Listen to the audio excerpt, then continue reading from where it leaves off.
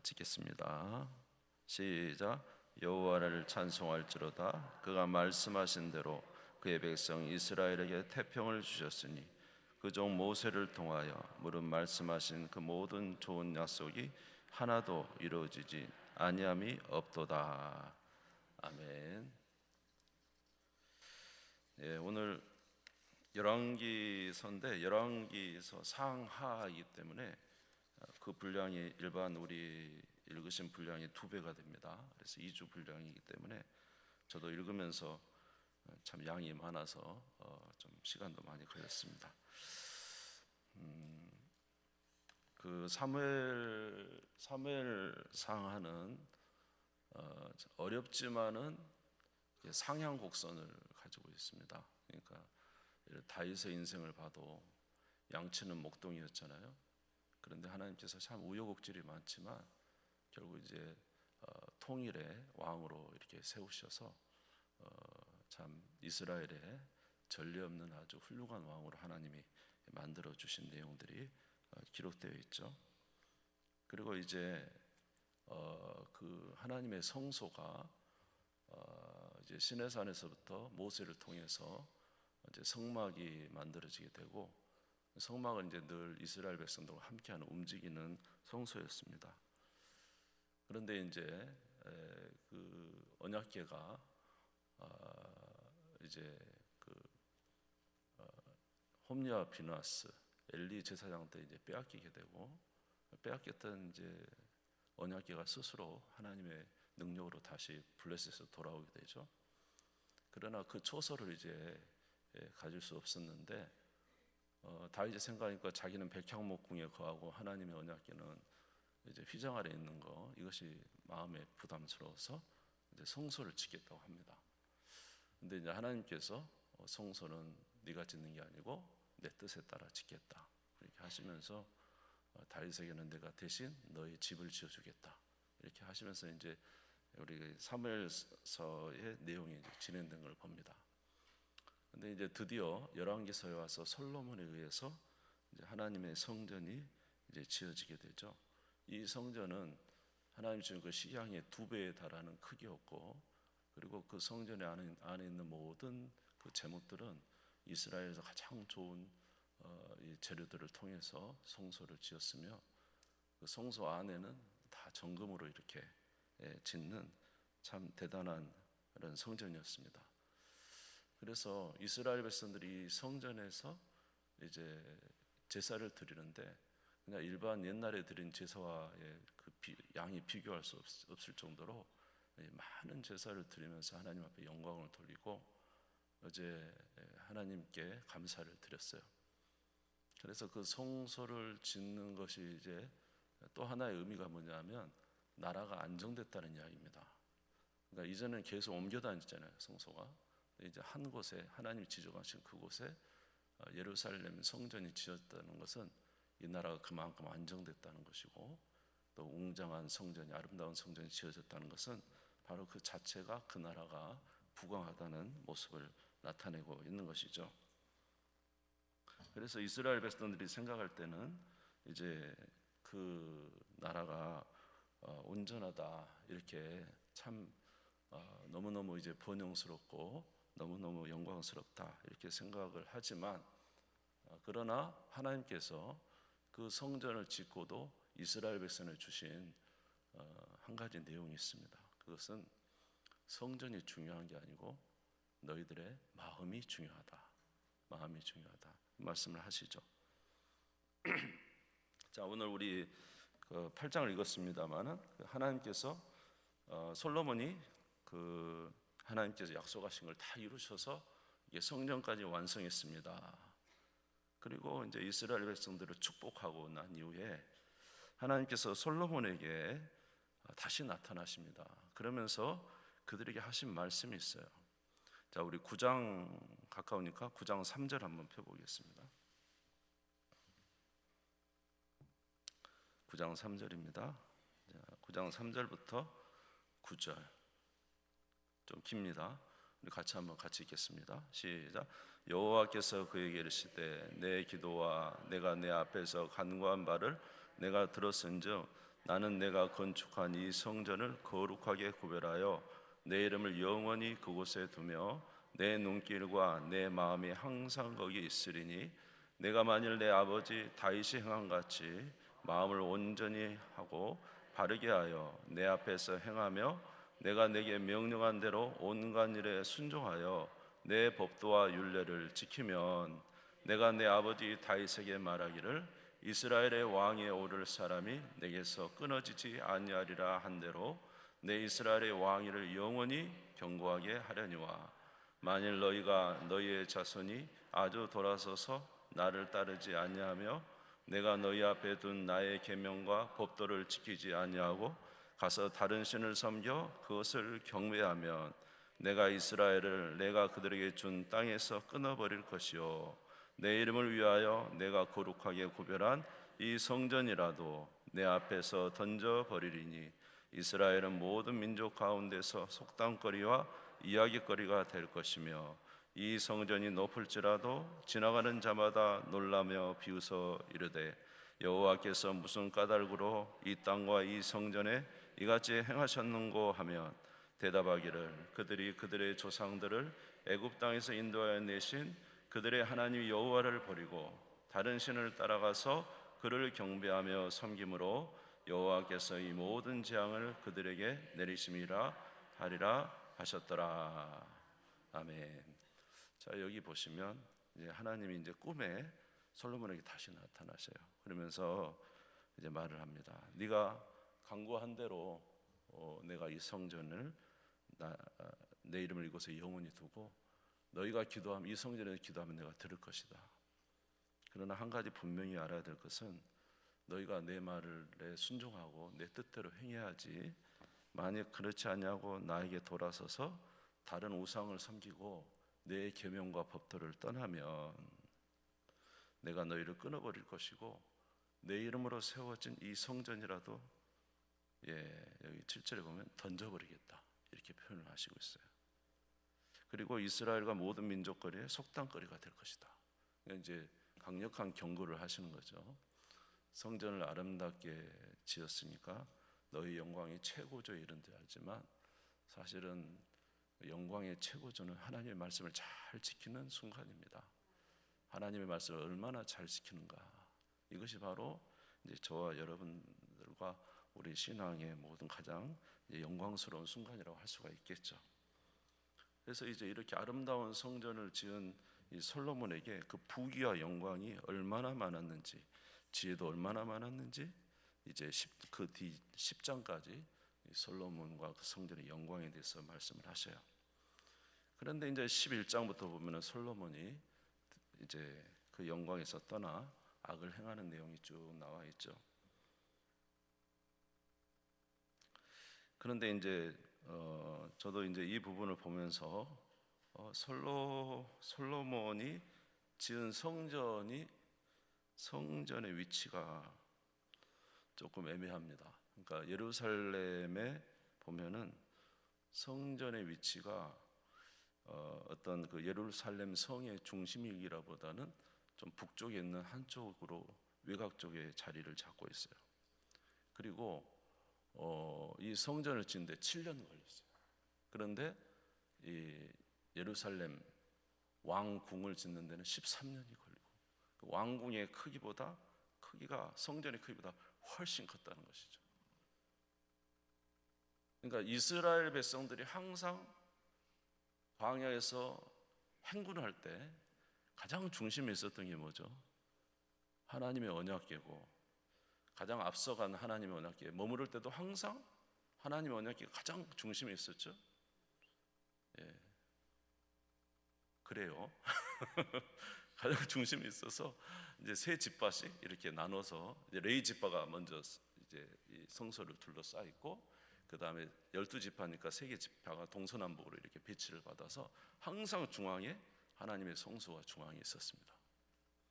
근데 예루살렘 이 성에 보니까 위치를 보니까 성전이 그 예루살렘 성의 가장 중앙이기보다는 한쪽에 쪽으로 좀 치우쳐져 있고 그 예루살렘 성의 가장 중앙에는 웅장하게 있는 게 뭐냐면 왕궁이었다. 솔로몬 왕궁을 13년 동안 지었고 솔로몬의 왕궁이 그렇게 컸다는 거예요. 근데 이게 뭘 의미할까요? 이게 뭘 좀 의미할 수 있다고 생각하세요? 이 나라를 다스리는 자가 누구라는 거예요? 하나님이 되어야 되잖아요, 중심에. 근데 이제 왕이 결정적인 영향력을 미치고 있다는 것이 그 모든 건물에서도 나타나고 있습니다. 그리고 마치 그 성전은 왕이 한 번씩 가서 예배드리고 오는 장소로밖에 안 된다는 거죠. 예. 여러분, 우리 하나님이 가장 중심이 되어야 되고 우리 인생의 가장 핵심이 되어야 됩니다.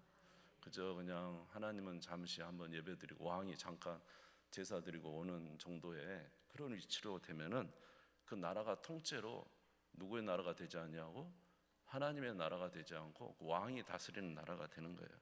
이게 솔로몬 때부터 문제가 시작되기 시작했어요. 그래서 솔로몬 때 이제 그가 그렇게 지혜로운 왕이지만은 그가 행한 일이 뭡니까? 하나님의 뜻을 행하기보다는 이제 점점점 인간의 지혜로 살아가기 시작합니다. 그래서 그 정치적으로도 그 다윗은 자기의 이제 정적이 있어요. 사실은 정치적으로. 그렇지만은 다윗은 그들을 한순간에 제거할 수 있어요. 사울 왕도 죽일 수도 있었고 또 그가 왕위를 갖는 동안에 굉장히 이렇게 그 자기 개인적인 힘으로도 처리할 수 있는 순간이 왔지만 이 다윗은 항상 하나님 앞에서 서서 어떻게 해야 될까 항상 여쭙고 또 하나님의 뜻대로 행하려고 노력을 했거든요. 그래서 항상 기다리고 참고 인내하는 모습이 보여요. 근데 이제 이 솔로몬은 가차없이 해결해 버립니다. 그래서 자기의 정적 아도니아를 자기 형 아도니아가 왕이 되려고 했을 때 아도니아의 편에 붙었던 사람들은 가차없이 다 그냥 죽입니다. 물론 그 명분은 되죠. 왕위를 찬탈하려고 했다는 명분. 그게 가장 큰 죄이긴 하지만 그래서 자기 주변에 있던 왕들도 제거해서 순식간에 평온은 찾아왔죠. 근데 놀라운 건 우리가 항상 그렇지만 우리의 진짜 대적은 외적인 대적이 아니라 우리 마음 안에 있는 대적이죠. 솔로몬 안에 진짜 대적이 찾아온 거죠. 하나님을 이제 어려움이 있으면 하나님을 찾고 주를 향하여 그렇게 살아갔을 텐데 그런 어려움도 없고 외적인 평안이 찾아온 거예요.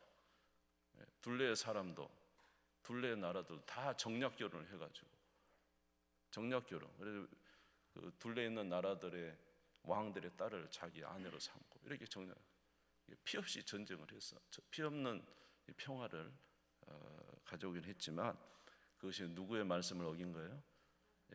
이방 여인을 가까이 하지 말라는 많은 여인을 두지 말라는 하나님의 말씀을 이제 어기며 이제 자기의 지혜로 함으로 인해서 이 솔로몬이 이제 악을 행하기 시작하고 결국은 하나님의 주권적인 나라가 아니라 솔로몬의 지혜에 의해서 이제 나라가 운영되기 시작하면서 문제가 생기기 시작합니다.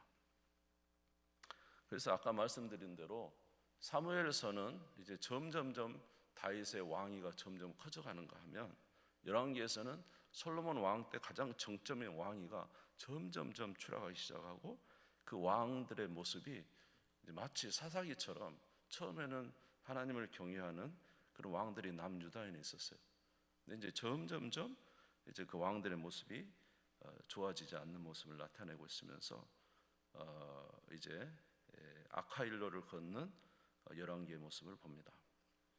그래서 르호보암 때 나라가 나눠지게 되고 또 하나님께서 분명히 다윗을 통해서 그 왕위를 영원히 하겠다는 언약을 세웠음에도 불구하고 북쪽에 있는 10개 지파는 르호보암을 왕으로 삼지 않고 여로보암이라는 르호보암의 솔로몬의 반대편에 있던 여로보암을 왕으로 삼음으로 인해서 하나님의 약속을 스스로 이제 그들도 부인해 버리는 상황이 이렇게 된 것이죠.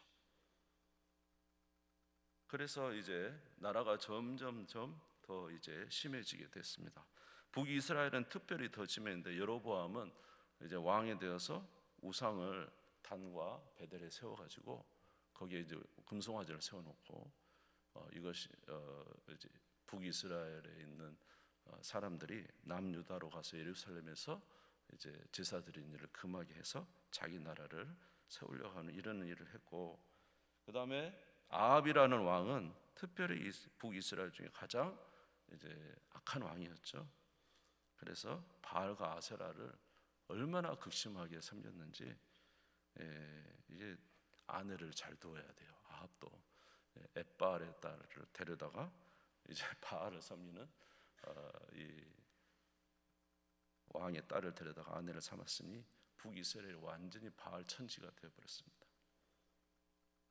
이렇게 점점 북이스라엘이 악화되고 남유다도 선한 왕들이 북이스라엘보다는 더 많이 있었지만은, 그러나 이제 그들의 행위가 점점 악해져서 하나님의 진노를 쌓게 됐고, 나중에 이제 나라가 망하기 얼마 전에 므낫세라는 왕은 정말로 하나님 앞에서 돌이킬 수 없는 온갖 우상과 악행을 일삼음으로 인해서 하나님께서 더 이상 이제 유다의 심판이 이를 것에 대해서 명명백백하게 이제 말씀하시는 그런 수준까지 이르게 됐어요. 이러한 순간 가운데 하나님께서는 그래도 은혜를 내려주시는데, 그게 뭐냐면 바로 선지자입니다. 선지자. 그래서 열왕기에서 나오는 두 명의 선지자 있죠. 그 엘리야라는 선지자, 그죠? 아합 시대에 전부 다 바알을 섬기고 아세라를 섬기는 그때 엘리야 한 사람이 나타납니다. 그리고 우리 하나님은 어떤 하나님이냐? 비를 내리시기도 하시고 비를 멈추시기도 하시고 하늘에서 불을 내시는 하나님. 너희 바알을 섬기, 바알은 원래 이 번개의 신, 이 비의 신이거든요. 이 하늘에. 근데 이제 막상 바알을 450명이 막 하루 종일 이제 바알을 불러도 비를 내리지 못하죠. 불을 내리지 못하고 비를 내리지 못하잖아요. 그런데 이제 누가? 바알이 진짜 신이 아니고 여호와가 진짜 신이시다. 여호와는 하늘에서 불을 내리시고 비를 내리시는 하나님이시다. 그리고 엘리야가 그곳에서 제단을 수축하고 이제 하늘에서 불을 내리고 3년 반 만에 그 기도에서 이제 비를 내리는 이런 역사를 통해서 하나님이 바알이 아니라 정말로 하나님이시다는 것을 계속 이스라엘 백성들에게 증명해 보이죠. 그럼에도 불구하고 이스라엘 백성들이 믿지 않습니다. 그래서 마치 모세가 시내산에서 하나님을 만난 것처럼 엘리야도 호렙산 시내산에서 하나님을 만납니다. 여호수아가 어디를 건너가서 요단강을 건너가서 가나안 땅을 찾은 것처럼 이제 엘리야의 제자인 엘리사가 요단강을 건너가지고 이제 요단강에서 이제 엘리야가 불병거 타고 올라갈 때 엘리사에게 하나님의 은혜가 임하잖아요. 그래서 이제 엘리사를 통해서 하나님은 또 엄청난 일을 행하시는 것을 알 수가 있어요. 자, 그러니까 어두운 세대에 하나님께서 선지자들을 보내셔서 그들에게 바른 길이 무엇인지, 그들이 진정으로 해야 될 일이 무엇인지 이제 그들에게 알려주신 것입니다. 자, 우리 열왕기하 2장을 한번 펴보겠습니다. 열왕기하 2장.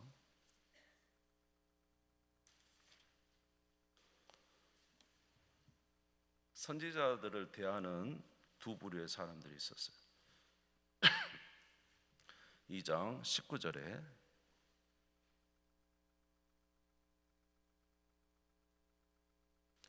자, 여리고 성이 사실은 여리고가 저주를 받았잖아요. 그래서 이제 저도 여리고를 가봤는데 거기 진짜 이렇게 시원한 물이 흐르더라고요. 냇가가. 근데 이제 여기 보면은 그 여리고의 물이 이제 먹을 수 없는 물이었다는 거죠. 근데 이제 이 엘리사가 거기다 가루를 뿌리니까 이제 물이 새롭게 좋은 물로 변화된 것이 나와요.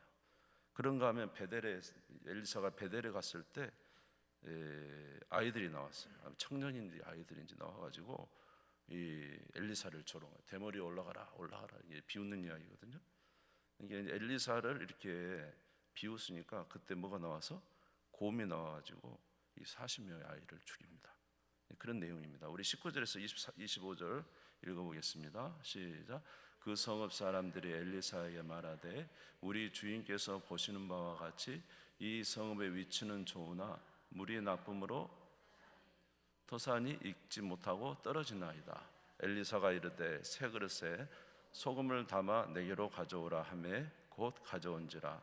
엘리사가 물 근으로 나아가서 소금을 그 가운데에 던지며 이르되 여호와의 말씀이 내가 이 물을 고쳤으니 이로부터 다시는 죽음이나 열매 맺지 못함이 없을지니라 하셨느니라 하니 그 물이 엘리사가 한 말과 같이 고쳐져서 오늘에 이르렀더라. 엘리사가 거기서 베델로 올라가더니 그가 길에서 올라갈 때 작은 아이들이 성읍에서 나와 그를 조롱하여 이르되 대머리에 올라가라 대머리에 올라가라 하는지라. 엘리사가 뒤로 돌이켜 그들을 보고 여호와 이름으로 저주하며 그 수풀에서 암곰돌이 나와서 아이들 중에 42명을 찢었더라. 엘리사가 거기서부터 갈멜산으로 가고 거기서 사마리아로 돌아왔더라. 이게 이 두 가지 어떤 일이 있는데, 하나는 이 선지자 엘리사를 여리고 사람들은 굉장히 사모했어요. 그래서 우리 여기 여리고 물이 나빠가지고 토지소산이 있지 못합니다. 우리에게 도움을 주십시오. 여리고는 사실 저주받은 곳이잖아요. 근데 이제 그 선지자를 이렇게 잘 모시고 그에게 도움을 구하고 그를 의뢰했더니 이제 가루를 뿌려가지고 그 이제 여리고 물이 단물로 바뀐 거예요. 토지소산이 잘 익었다는 거예요. 근데 똑같은 엘리사인데 베델은 이 선지자가 어떻게 했어요? 조롱했어요. 대머리에 올라가라, 대머리에 올라가라. 대머리였을까요? 대머리에 올라가라, 조롱했다는 거죠, 선지자. 그러니까 어때요? 엘리사가 아주 그들을 저주하니까 숲에서 곰이 나와서 40명을 찢어 죽였다. 이게 베델은 지금 아까 말한 대로 뭐가 여로보암이 여기다 뭘 세웠다고요? 금송아지 우상을 세워놓은 곳이잖아요. 우상 숭배가 극심한 곳이라 누구를 섬기는? 여호와를 섬기는 선지자를 믿지 않는 것이죠. 배격하고 받지 않는 곳이 베델은. 근데 여리고는 되레 저주받은 곳이지만 이 선지자를 잘 이렇게 모셨을 때 은혜를 받는 거예요. 그러니까 이 시대 가운데 이 선지자들, 하나님의 일꾼들을 어떻게 바라보느냐에 따라서 그들의 삶이 전체가 달라지는 것을 이제 알려주고 있습니다.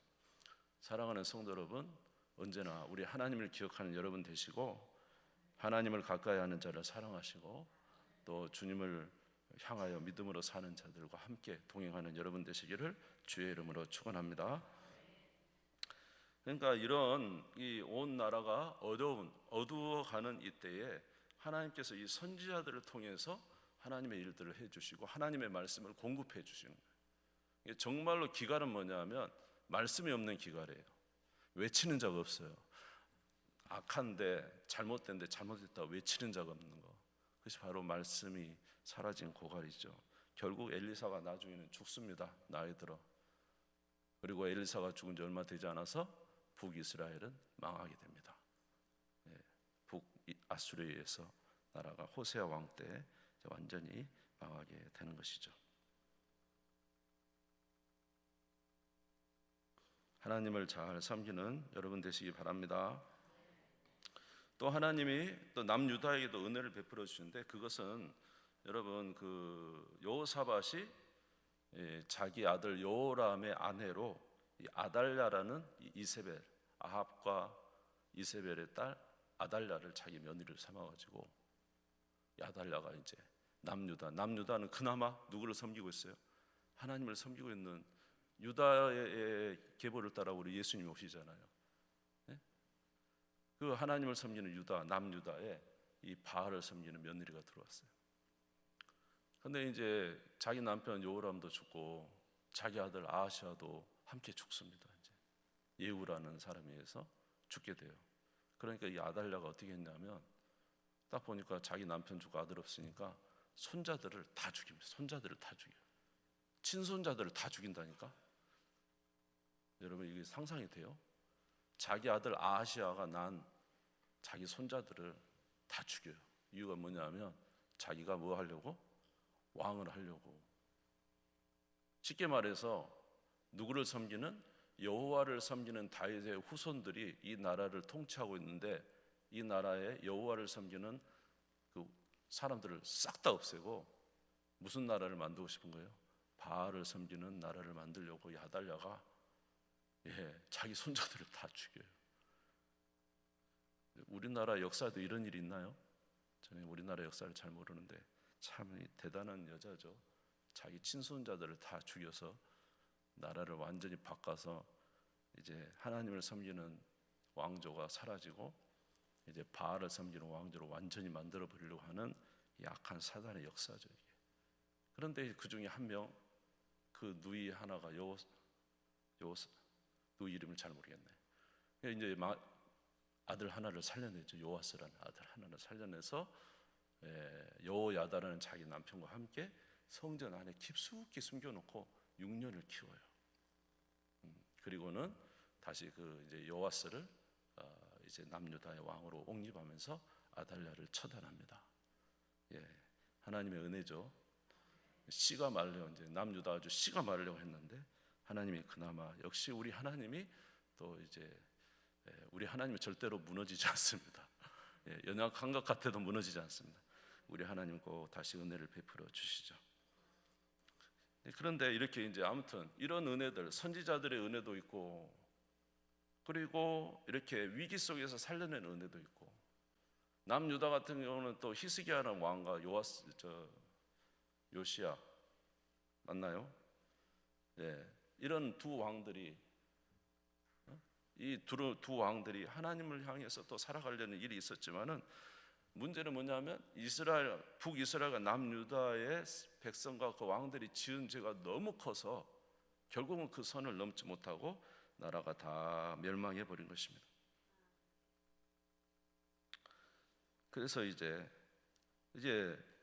BC 722년에 북이스라엘은 아수르에 망하고 BC 586년에 바벨론에 의해서 남유다는 이제 완전히 망하게 되는데, 열왕기에서 이제 말하고 싶은 것은 뭐예요? 점점 하향 곡선을 가서 이제 무너졌다는 것이죠.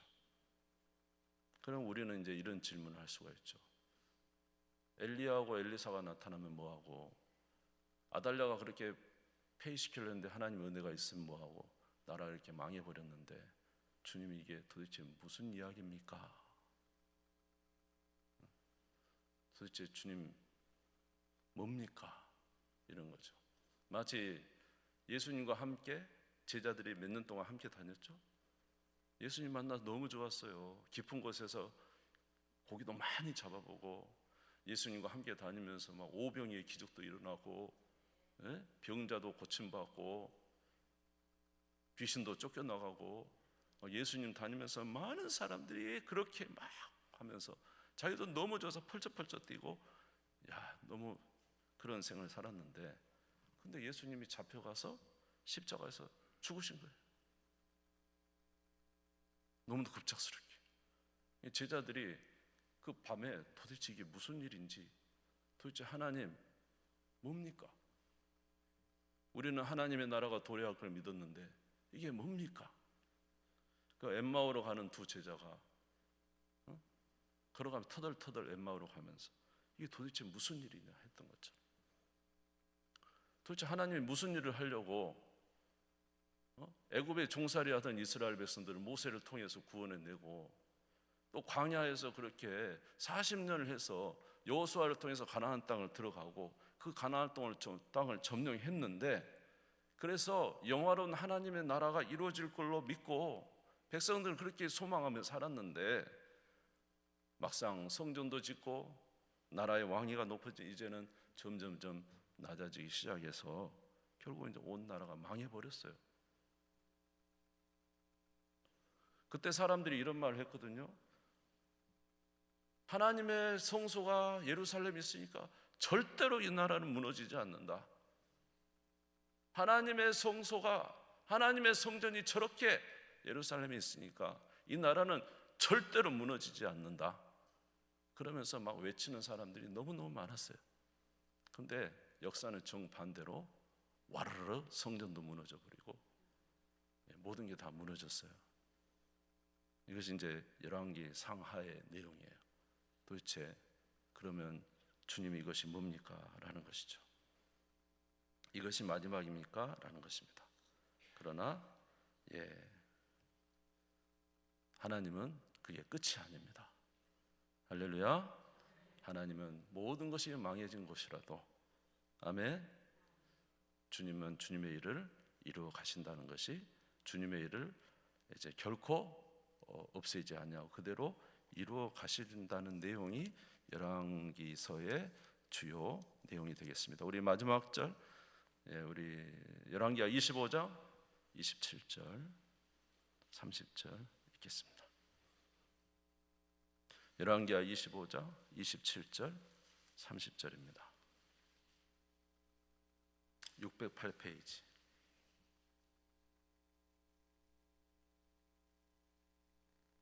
그래서 저는 이제 열왕기서를 늘 읽으면서 저도 항상 생각해서, 주님, 엘리야가 일하면 뭐합니까? 엘리사가 일하면 뭐합니까? 나라가 망했지 않습니까? 저도 항상 하나님 앞에 외친 게 그랬어요. 하나님, 그렇게 하나님 주님의 사람들이 요시야가 그렇게 일을 나라를 새롭게 하고 히스기야가 그렇게 하면 뭐합니까? 남유다가 망해버렸지 않습니까? 성전은 파괴됐지 않습니까? 백성은 비참하게 포로가 돼서 끌려갔지 않습니까? 이것이 이제 우리가 성경을 보면서 이제 생각나는 부분이에요. 우리도 우리 인생 그럴 수 있잖아요, 그렇죠? 열심히 하나님을 섬겼는데, 그리고 한다고 했는데, 물론 우리는 연약하지만 하나님, 이게 뭡니까? 도대체 이게 뭡니까? 왜 이렇습니까? 우리도 이런 질문할 수 있잖아요. 그런데 이제 주님께서 그 모든 무너짐의 끝에 한 줄기 빛을 주신다는 거예요. 한 줄기 빛. 아멘. 자, 우리 25장 27절에 30절 읽겠습니다. 시작. 유다의 왕 여호야긴이 사로잡혀 간지 37년, 곧 바벨론 왕 에올므로닥이 즉위한 원년 12월 그달 27일에 유다의 왕 여호야긴을 옥에서 내놓아 그 머리를 들게 하고 그에게 좋게 말하고 그의 지위를 바벨론에 그와 함께 있는 모든 왕의 지위보다 높이고 그 죄수의 의복을 벗게 하고 그의 일평생에 항상 왕의 앞에서 양식을 먹게 하였고 그가 쓸 것은 날마다 왕에서 받는 양이 있어서 종신토록 끊이지 아니하였더라. 아멘. 그러니까 요시야 왕에게 세 아들이 있었어요. 여호아하스, 여호야김, 시드기야, 이렇게 세 명의 아들이 있었는데 돌아가면서 왕위를 했는데 마지막에 시드기야가 했지만, 시드기야 앞에 여호야김의 아들, 그러니까 요시야 왕의 손주가 되죠. 이 여호야긴이 왕이 됐는데 이제 바벨론 포로로 잡혀간 거예요. 그때 이제 바벨론의 1차 포로, 2차 포로 잡혀간 거예요. 근데 이제 거기서 잡혀가서 얼마나 비참하게 살았겠어요? 누구의 후손이에요 지금? 다윗 왕의 후손이잖아요, 여호야긴이. 바벨론 포로 얼마나 비참하게 살았겠어요? 그런데 거기서 몇 년 만에, 우리 이제 부목사님이 새벽에 그 말씀을 하시더라고. 27절에 몇 년 만에 사로잡혀 간 지 몇 년 만에? 37년 만에. 사로잡혀 간 37년 만에 여호야긴을 갑자기 바벨론 왕이 이렇게 높이 세워, 다른 왕들보다 더 높이 세워진 거예요. 그리고는 같이 식사하면서 그 자리를 보존했어요. 그리고 우리가 역대상을 읽지만 그 역대상에 보면은 바로 여호야긴의 이후에 후대 세대 여호야긴의 족보가 쫙 이어져 있어요. 또 우리가 힘든 그 족보 읽는 곳에 누가 계속 이 일을 하고 있다는 거예요. 하나님이 다윗 왕과 언약한 네 왕위가 영원할 것이다. 아멘. 네 후손 중에 너희들을 회복할 자가 올 것이다. 그 하나님의 약속이 지금 계속 이어지고 있다는 거예요. 우리 이스라엘 백성의 현실은 너무너무 비참한데 하나님은 그 속에서도 지금 일을 하고 있다는 한 줄기 빛을 주고 계신 것입니다. 아멘. 자, 그래서 여러분, 우리는요, 우리가 우리에게 있어서 하나님이 항상 우리를 평가하는 것은 하나님의 말씀이에요. 솔로몬이 그렇게 아름다운 성전을 짓고 대단한 왕위를 가졌지만 하나님의 평가는 네가 내 말에 순종하느냐 아느냐입니다. 여러분, 저와 여러분이 복을 받는 길은 하나님 말씀에 순종하며 살아가는 거예요. 저와 여러분의 영적 평가는요, 외적인 게 아니에요. 내가 오늘 부유하다, 내 지위가 높다, 내가 지금 많은 사람들한테 존경을 받는다, 이게 중요한 게 아니고 하나님이 우리를 평가하는 것은 하나님의 말씀대로 살아가느냐 이 말이에요. 내가 하나님의 말씀 가운데, 고난 가운데도 하나님의 말씀을 깊이 지키고 살면 그는 영적으로 정말로 은혜로운 사람입니다. 그런데 솔로몬처럼 부유하고 모든 걸 다 가졌지만은 하나님 말씀을 떠나면 그는 극히 연약한 자이고 하나님의 진노를 당할 수밖에 없어요. 그럼에도 불구하고, 우리는 연약함에도 불구하고, 그러나 우리가 한 가지 꼭 붙잡는 한 가지는, 하나님은 결코 우리를 놓지 않으신다. 하나님은 그 약속을 이루어 가신다. 할렐루야. 여러분, 이것을 잊지 마시기 바랍니다. 그래서 우리는 우리 주님의 은혜를 붙잡고 살아가죠. 그러나 여러분, 하나님께서 저와 여러분의 율법을 주신 이유는 뭐예요? 한번 따라서 볼까요? 너희 행복을 위하여, 너희의 복을 위하여. 내 율법을 지키면 너희가 복을 받을 것이고, 지키지 않으면 그것은 우리의 삶의 현실로 나타날 것입니다. 그러니까 하나님 말씀 굳게 잘 지키십시오. 아멘. 그럴 때 하나님의 은총이 우리 가운데 넘치게 될 것입니다. 그럼에도 불구하고 우리가 연약함에도, 그러나 우리가 하나님 말씀을 지키지 못하고 연약함에 떨어졌을지라도, 그러나 하나님은 저와 여러분을 위한 일을 계속 진행하고 계신다. 이것이 성경에서 우리에게 말해주고 싶은 내용이에요. 할렐루야. 감사하죠? 우리 주님 세 무릎 꿇고 기도하겠습니다. 하나님, 우리는 주께서 우리 주신 말씀이 있어서 그 말씀대로 살면 참으로 우리가 행복할 것인데, 복스러울 것인데, 그렇게 살지 못해서 아버지 하나님, 때로는 오늘 이 열왕기서의 내용처럼 아버지, 우리의 모습이 때로 비참할 때가 있습니다. 그럼에도 불구하고 하나님은 우리와 약속을 잊어버리지 아니하시고 하나님은 그 일을 진행하신다고 말씀하고 있습니다. 이 얼마나 감사한지요. 하나님이 그저 우리에게 모든 것을 맡기시지 아니하시고 주의 일을 이루어 가시기 때문에 그렇습니다. 하나님, 이 믿음 가지고 오늘도 소망 가지고 다시 한번 주님 앞에 나아가는 저희들 되게 해 주옵시고, 하나님을 경외하고 잘 섬기는 하나님의 백성들 다 되게 해 주시옵소서. 우리 주님 손을 입고 다 같이 기도하겠습니다. 주여, 주여, 주여. 아버지 하나님, 우리의 연약한 가운데라도 하나님 우리를 사랑하여 주시고 하나님의 약속을 잃어버리지 아니하시고, 예수님은 우리에게 아버지 하는 거룩한 잔을 들고 말씀하시고, 너희의 모든 허물을 위하여 내가 너희와 약속한 바 언약의 피라고 주님께서 말씀하시고, 우리와의 관계를 결코 끊지 아니하시고 우리를 사랑하셔서 하나님의 끝까지 그 일을 이루시는 하나님이신 줄 믿습니다. 하나님, 우리에게 오늘 주님이 말씀하신 것은 너희의 행복을 위하여, 너희의 삶을 위하여 내가 너희에게 준 말씀을 굳건히 지키고 하나님을 경외하라고 말씀하고 있습니다. 엘리사와 엘리야를 보내시며 그들의 말을 들을 것에 대해서 말씀하십니다. 이 세상에 아버지 흘러가는 풍파에 넘어가지 말고 하나님의 아버지의 귀한 보내신 자들의 말씀을 듣고 그들을 통하여 다시 한번 살아날 것을 우리에게 요구하시는 하나님의 말씀을 다시 한번 기억하게 하시고 온 마음을 다하여 주 앞에 영광을 돌리게 하여 주시옵소서. 마지막까지 우리를 위해서 아버지 하나님 모든 것을 헌신하시며 우리를 위해서 십자가에 자기를 내주기까지 사랑하신 그리스도의 사랑으로 말미암아 우리가 다시 일어나기를 원합니다. 그리고 다시 한번 주 앞에 영광을 돌리기를 원합니다. 하나님, 은혜를 내려 주시옵시고 오늘 열왕기서를 통하여 우리 주신 말씀을 잘 기억하여 하나님의 은혜로 살아가게 하여 주시옵소서. 주님 감사합니다. 오늘도 주의 말씀을 듣게 하시니 우리는 부족하지만 하나님은 여전히 하나님의 일을 우리의 삶에 이루어가고 계신 줄 믿습니다. 그 은혜 아래 감사하게 하옵소서. 그러나 하나님, 우리도 정신을 차리게 도와주시옵소서. 주의 말씀을 떠나지 말게 도와주옵시고 하나님 보내신 선지자의 말을 듣게 도와주옵시며 주께서 우리에게 주시는 말씀을 굳건히 잡고 믿음의 삶을 잘 살아 참된 복된 아버지 삶을 영위하게 하여 주옵소서.